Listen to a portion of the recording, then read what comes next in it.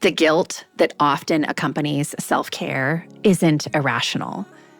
It has been carefully cultivated. Welcome to your daily hit of grace and grit, your quick dose of inspiration to kickstart your day. This show is proudly sponsored by Rumble and Rise. To find out more about joining Rumble and Rise, head on over to graceandgrit.com/ready to rumble. I'm Courtney Townley, and here is today's hit. Women are often socialized to believe that their value lies in their availability, in being the one who shows up, holds space, and carries the load. Rest in this framework becomes something earned only after everyone else's needs are met, which means it rarely happens. This isn't just cultural conditioning. It has physiological consequences. Chronic depletion dysregulates cortisol, disrupts our sleep architecture, and increases inflammation.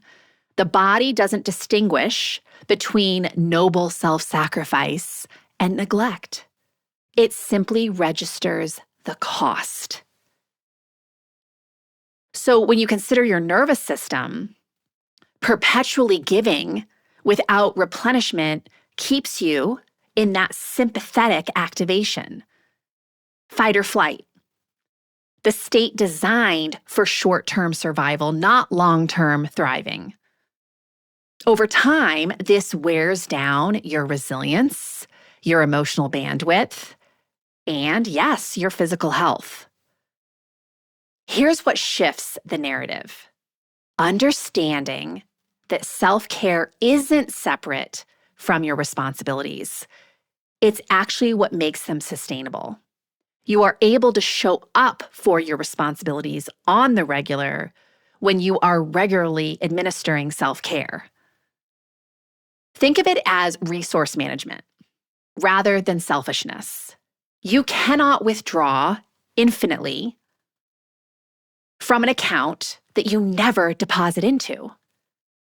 Eventually, the system collapses, not dramatically, but quietly through exhaustion, resentment, reactivity, and even illness. Interestingly, research on caregiver burnout consistently shows that those who maintain their own well-being practices are more effective, more present, and more emotionally available to others. So again, self-care doesn't diminish your capacity for others. It protects it. It amplifies it. And midlife forces this reckoning. The body becomes less forgiving of being ignored. I'm sure you have felt that. What once felt manageable now feels impossible. And that shift isn't a weakness. It's clarity. It's an invitation to show up differently. So, in essence, we're talking about rewriting the rules, which means acknowledging that rest is not a reward. It's a requirement. That boundaries are not selfish, they're structural. That tending to yourself is not taking away from others, it's ensuring that there is something left to give others. Look, this narrative, if you've been rumbling with it, if you've been rumbling with guilt around your own self-care, it's not going to change overnight. But what I can tell you is that the change begins with questioning whose voice is calling self-care selfish. And if you'll choose to continue to agree with that voice.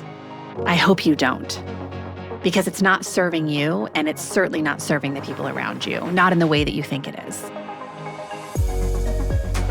If this stirred something inside of you, imagine what a whole book of clarity and courage could ignite. The Consistency Code, a Midlife Woman's Guide to Deep Health and Happiness, goes even deeper into the mindset and practices that create real, meaningful change at midlife. Grab your copy today over at theconsistencycode.com. and keep the momentum alive.